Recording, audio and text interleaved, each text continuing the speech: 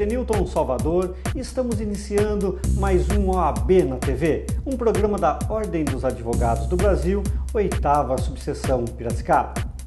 Este programa foi idealizado para prestigiar você, colega advogado, advogada e operadores do direito, e levar a todos os nossos telespectadores entrevistas com os mais destacados, renomados operadores do direito. Além da violência ocorrida nas ruas, as mulheres têm de enfrentar a violência que ocorre dentro das suas próprias casas. Os principais motivos da violência, segundo pesquisas, é o uso excessivo de álcool, ciúmes do marido, falta de dinheiro e casos de uso de drogas, influência das amizades e de parentes, entre outros. No Brasil, 70% das vítimas de violência foram agredidas dentro de casa. E em 40% dos casos, houve lesões graves, sendo que a maior parte das vítimas não exerce atividades profissionais fora de casa. E para falar sobre violência doméstica e a Lei Maria da Penha, convidamos hoje a doutora Thaís Aparecida Projetti. A doutora Thaís Aparecida Projetti é advogada, graduada pela Unimep, Universidade Metodista de Piracicaba, em 2010, atuante nas áreas civil, família, penal, trabalhista e direito bancário. E é integrante do escritório de advocacia Takaki e Gasparini Advogados Associados. Como vai, doutora? É um prazer tê-la aqui conosco. Sinta-se à vontade em nossos estúdios. Obrigada, eu que agradeço. Gostaria de agradecer o convite, essa iniciativa da OAB, em trazer um tema de tão grande relevância nos dias de hoje, que é a Lei 11.340 de 2006, mais conhecida popularmente como Lei Maria da Penha, e especialmente num dia como hoje, em que se comemora o Dia Internacional da Mulher. Muito obrigada e gostaria também de aproveitar para parabenizar o doutor, pela excelente forma como vem conduzido o programa, Meus parabéns pelo excelente trabalho. Obrigado, doutora. Inicialmente, eu gostaria que a senhora falasse aos nossos telespectadores, em que contexto foi criada a Lei Maria da Penha, e qual a importância para a sociedade em geral, especificamente para a mulher. A Lei Maria da Penha, ela foi promulgada em 2006 pelo então presidente Lula, e foi uma homenagem a Maria da Penha, que é um símbolo da luta contra a violência doméstica e familiar contra a mulher no nosso país e que acabou sendo conhecida também internacionalmente pela repercussão do seu caso, A Maria da Penha, ela foi vítima de violência doméstica e familiar em 1983, quando ela sofreu um disparo de arma de fogo do seu então marido. Por conta disso, ela teve que passar por uma recuperação e acabou perdendo os movimentos da perna. Após essa recuperação, ela voltou ao convívio com esse marido, acreditando numa melhora da personalidade, numa mudança desse contexto de violência, mas ela continuou sendo vítima de uma série de agressões, inclusive em cárcere privado. Só que ela foi em busca da justiça, ao contrário de muitas mulheres, ela partiu em busca dos seus direitos e, por conta disso, ele foi denunciado pelo Ministério Público como tentativa de homicídio, foi a júri, foi condenado a 15 anos de prisão, mas ele acabou apelando dessa decisão, que foi reformada pelo Tribunal de Justiça. Com essa reforma, ele passou a um novo julgamento, e nesse novo julgamento foi condenado a 10 anos de prisão, sendo que somente cumpriu 2 anos de prisão. Só que a Maria da Penha, ela ficou inconformada com a forma como o Poder Judiciário tratou o caso dela. E ela formalizou uma denúncia à Corte Interamericana de Direitos Humanos. Com isso, o Brasil foi obrigado a indenizar a Maria da Penha, pelos prejuízos sofridos, pelo descaso do Poder Judiciário, e também teve que elaborar uma lei que contivesse medidas protetivas para a mulher e que reconhecesse a gravidade desse quadro de violência doméstica e familiar contra a mulher. Então, antes, nós tínhamos uma banalização da violência doméstica que não era tratada com a devida seriedade. A partir da Lei Maria da Penha, os casos que antes eram considerados como crimes de menor potencial ofensivo e que, com consequência, eram submetidos à competência do GCRIM, passou a não ser mais submetido a esse tipo de rito e que, portanto, não se admite mais a suspensão condicional do processo, a condenação desse agressor a cumprir apenas com penas de cesta básica. Então, deu uma maior importância aos direitos da mulher, como, por exemplo, o direito à vida, o direito ao respeito à vida, a não sofrer qualquer tipo de sofrimento físico, moral ou psíquico, de ter resguardado, de não ser submetida a qualquer tipo de tortura, a ter um recurso rápido diante dos tribunais e dos órgãos competentes, né? Sim. Então, houve um efetivo resguardo desses direitos humanos, essas liberdades e garantias fundamentais, além de que assegurou-se a igualdade de proteção e o respeito à dignidade da pessoa humana. Muito bem. Muito bem. A prática da violência contra a mulher é avaliada em 3 instâncias: na doméstica, na familiar e na conjugal. Poderia falar sobre elas e o que exatamente é considerado violência contra a mulher? A Lei Maria da Penha, em seu artigo 5º, ela nos trouxe um conceito do que vem a ser violência doméstica e familiar contra a mulher. Então, nesse conceito, nós temos que é violência doméstica e familiar contra a mulher qualquer ação ou omissão que lhe cause morte, lesão, sofrimento físico, psíquico ou sexual, ou ainda lhe cause um dano patrimonial ou moral. Já o artigo 7º da lei vai nos trazer quais são os tipos de violência que o agressor poderá praticar contra a vítima. Então, ao contrário do que muitos acreditam, a lei ela não traz apenas a violência física como forma de violência. Ela nos traz a violência psicológica, a violência moral, a violência sexual e a violência patrimonial. Então, violência física seria aquela conduta que lesione a integridade física da mulher ou lhe cause um prejuízo à saúde. Já a questão da violência psicológica seria uma conduta que lhe diminua a autodeterminação, a autoestima, que traz um prejuízo à sua saúde mental, né? E dentro disso, o que nós poderíamos citar? Nós poderíamos citar os insultos, constrangimentos, chantagens, perseguições ou até uma limitação do agressor dela exercer o seu direito de ir e vir. Já em âmbito de violência sexual, pode ocorrer na seguinte forma: quando esse agressor ele forçar através de uma intimidação, força física ou até mesmo uma ameaça, essa vítima a praticar, presenciar uma relação sexual não consentida, porque a mulher, mesmo que casada ou em uma união estável, ela não é obrigada a se submeter a uma prática sexual não desejada. E aqui é importante a gente destacar também que não somente nessas hipóteses, a violência sexual ela também ocorre quando o agressor, por exemplo, impedir a vítima de usar determinado método contraceptivo, ou então induzir ela a comercializar a sua sexualidade, ou até mesmo forçando-a a realizar um aborto ou uma gestação não desejada. Nós ainda vamos encontrar na lei a violência patrimonial, que vai ocorrer sempre que esse agressor reter, subtrair ou até mesmo destruir qualquer objeto, qualquer bem, qualquer valor ou qualquer instrumento de trabalho dessa vítima. E por fim, o artigo 7º da Lei 11.340 vai nos trazer exatamente o que vem a ser a violência por dano moral, que seria aquela conduta que se configura em uma dos seguintes crimes: a calúnia, a injúria ou a difamação. Então, fora isso, em seguida, o que a lei nos traz? Ela nos traz quais os contextos e dentro de quais circunstâncias será aplicada a Lei Maria da Penha, que, como o doutor mesmo disse, são em 3 âmbitos, que seria em qualquer relação familiar, ou seja, quando ela tiver uma união por um laço que pode ser por afinidade, um laço natural ou até por uma vontade das partes envolvidas.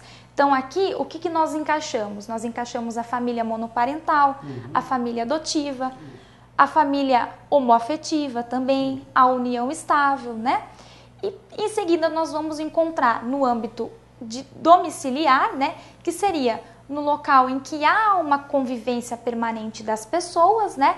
Estejam elas ligadas ou não por qualquer tipo de laço. E aqui é importante e interessante que a lei inclusive considerou aquelas que são eventualmente agregadas. E por fim, o que também nos traz uma grande inovação é admitir a violência doméstica e familiar contra a mulher quando cometida no âmbito das suas relações pessoais, ou seja, um namorado, uma pessoa que ela tenha convivido ou que ela conviva, independente da existência de uma coabitação. Sim. E por fim, nesse mesmo artigo, a lei nos traz que será considerado como relação pessoal, independente da sua orientação sexual. Então, a importância aí é de se aplicar também a Lei Maria da Penha nas relações homoafetivas. Doutora Thaís, enquanto instrumento de defesa para proteger os direitos humanos, né, das mulheres, através de que meio a Lei Maria da Penha dá a devida efetividade a isso? Aqui é muito importante a gente mencionar que, ao contrário do que acredita-se, a Lei Maria da Penha não é uma lei que pune apenas quem bate na esposa. Até porque, como eu mencionei agora há pouco, essa violência ela pode ocorrer dentro de outro contexto, né? E não somente numa relação, num casamento. Então, a lei nos trouxe algumas medidas protetivas, como, por exemplo, a proibição de aproximar-se da vítima, seus dependentes e seus familiares, a proibição de manter contato, a suspensão do seu porte de arma, caso ele o tenha, né? E também, se caso essa mulher ela tenha que se afastar do local de trabalho, ela continua, mantém-se o vínculo trabalhista por 6 meses. Embora a lei diga que independe de opção sexual, né? Gostaria que a senhora explicasse aos nossos telespectadores quem pode figurar como vítima de violência doméstica e familiar e se é possível aplicar a Lei Maria da Penha a lésbicas, travestis e transexuais. A Lei Maria da Penha, ela protege justamente a mulher. Ou seja, somente a mulher poderá ser sujeito passivo de uma violência doméstica e familiar. No entanto, a lei nos traz a ressalva de que será aplicada ainda que seja numa relação homoafetiva. Ou seja, 2 mulheres que convivem, que tenham uma união estável ou que namorem, se uma agredir a outra, será aplicada a Lei Maria da Penha. E aqui é importante a gente mencionar que se houver um transexual que tenha realizado uma cirurgia de mudança de sexo e no seu registro civil constar como sexo feminino, ele será considerado como mulher e, portanto, poderá ser vítima de violência doméstica e familiar e lhe ser aplicada a pena da Lei Maria da Penha. Muito bem. Vamos a um pequeno intervalo e voltamos daqui a pouco.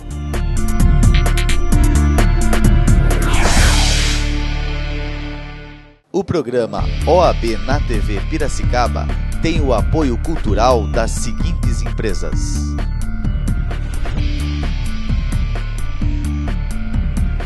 Cupim do Tchê,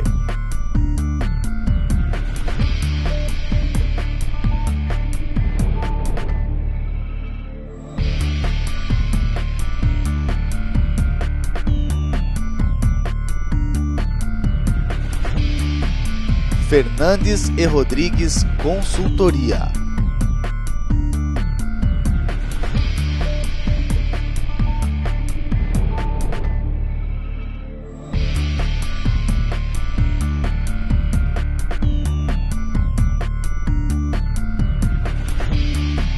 Luiz Belafre,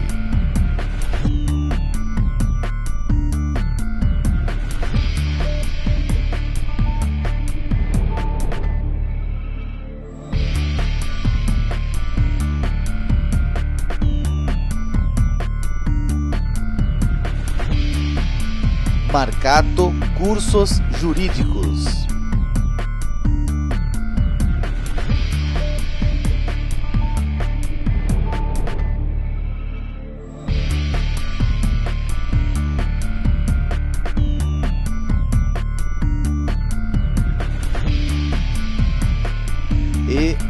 Uomini.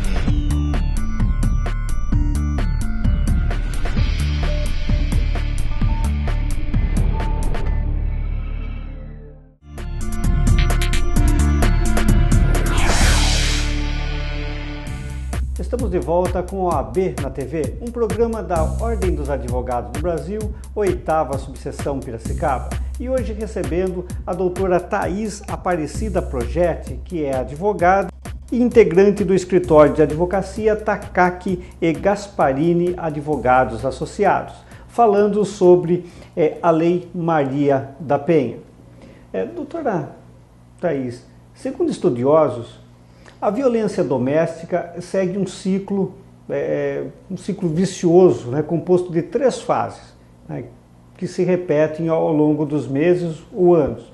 A primeira fase é a chamada fase da construção da tensão, na qual podem ocorrer incidentes menores, tais como crises de ciúmes, destruição de objetos, agressões verbais, ameaças, entre muitas outras coisas. A segunda fase é a chamada fase da explosão da violência, também conhecida como fase da agressão. E a terceira fase é a chamada fase da lua de mel, em que o agressor se arrepende ou demonstra arrependimento, remorso e medo de perder a companheira. Muitas vezes pedindo perdão, na maioria das vezes pedindo perdão, lhe dando presentes.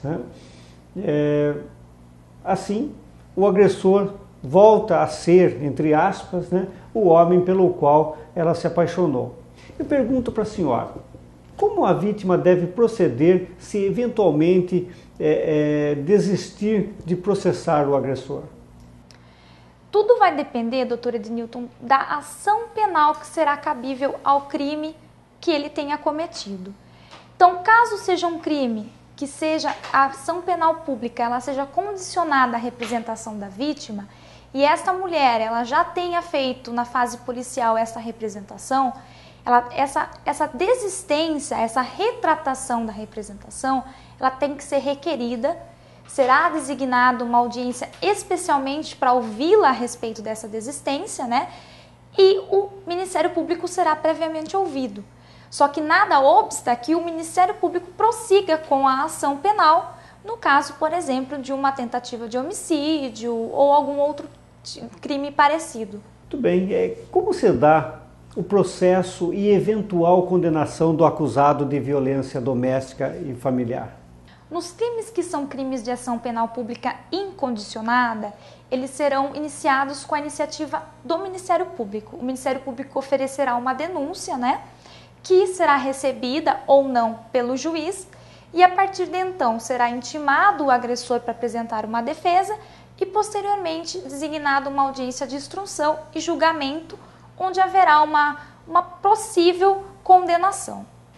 Se tivermos diante de um crime que a ação penal seja pública condicionada à representação, vai ser necessário que essa vítima ela apresente a representação na delegacia ou em até 6 meses após a data que ela ocorreu os fatos e que ela conhece o autor desses fatos. Após esse período, ela não mais pode apresentar essa representação, pois há uma decadência desse direito, ou seja, esse tipo de ação tem como requisito de procedibilidade a representação da vítima, ou seja, o seu interesse. E por fim, no caso de um crime em que é necessário queixa-crime, um crime de ação penal privada, a vítima terá que procurar um advogado, ou a Defensoria Pública, e ingressar com essa queixa-crime, que também será recebida pelo juiz e correrá com a intimação desse defensor para vir apresentar a sua defesa e posterior audiência de instrução e julgamento e eventual condenação também.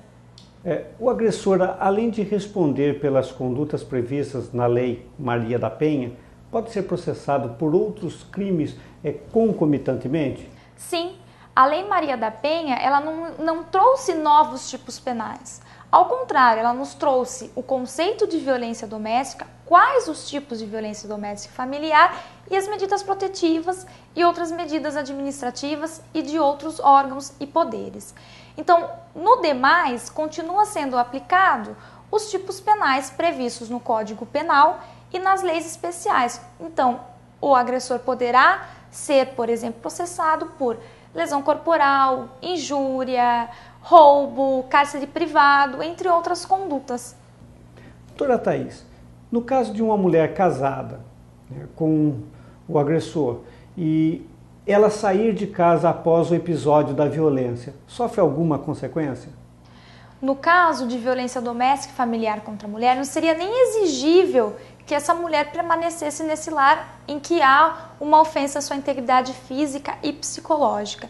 Então, nesse caso, se ela sair da residência, não será considerado como abandono de lar. Então, ela não sofre qualquer consequência. Doutora Thaís, a senhora não acha que determinadas mulheres se utilizam da Lei Maria da Penha com falsas denúncias e falsas acusações com intenção de prejudicar o seu parceiro, muitas vezes inocentes?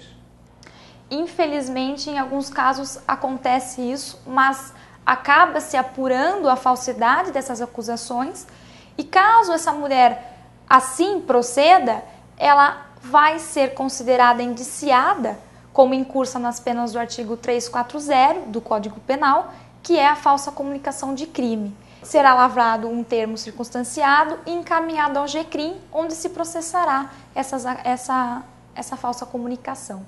Doutora Thaís, nosso bate-papo está muito bom, mas infelizmente o nosso tempo está acabando. Eu tenho mais uma pergunta para a senhora. O que uma mulher deve fazer se for vítima de agressão?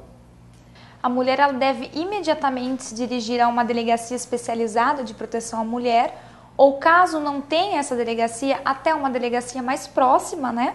Ela vai narrar os fatos à autoridade policial, que vai ser a responsável em instaurar esse boletim, instaurar o inquérito, né? Que vai ouvir eventuais testemunhas e o agressor. Caso essa mulher tenha fotos, filmagem ou áudio dessa agressão, ela deve levar como prova. Em seguida, ela vai ser encaminhada para um hospital ou para um instituto médico legal para fazer o exame de corpo de delito, caso seja um crime material que deixou vestígio, né? A autoridade policial ela pode estar requerendo uma prisão preventiva desse agressor e em seguida será deferida pelo juiz, que cabe a ele analisar ou não a necessidade, se o agressor não estiver cumprindo com as medidas protetivas requeridas pela vítima. Muito bem. Eu quero agradecer a participação da senhora. Obrigado por atender o nosso convite. Eu que agradeço. Foi uma satisfação enorme. Chegamos ao final. E você também pode participar do nosso programa, enviando críticas e sugestões para oabnatv_piracicaba@edeniltonsalvador.adv.br. Até o nosso próximo programa, se assim o nosso bom Deus permitir.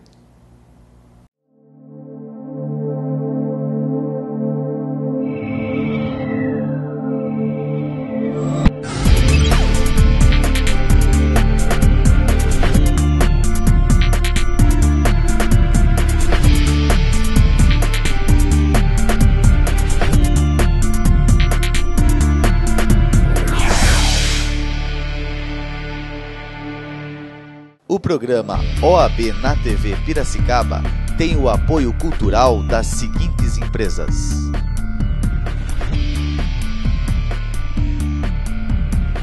Cupim do Tchê,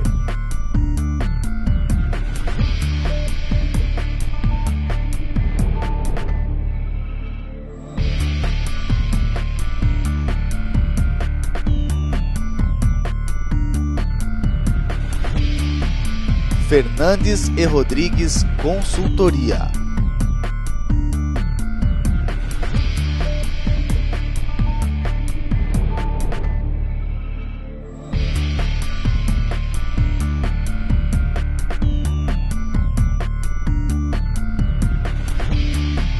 Luiz Belafre,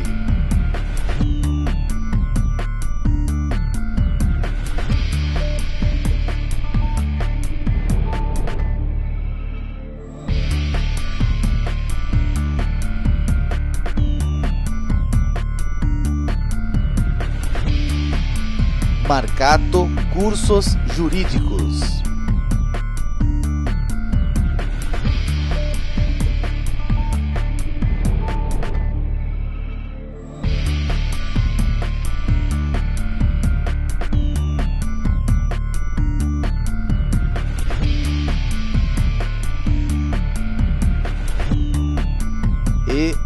Uomini,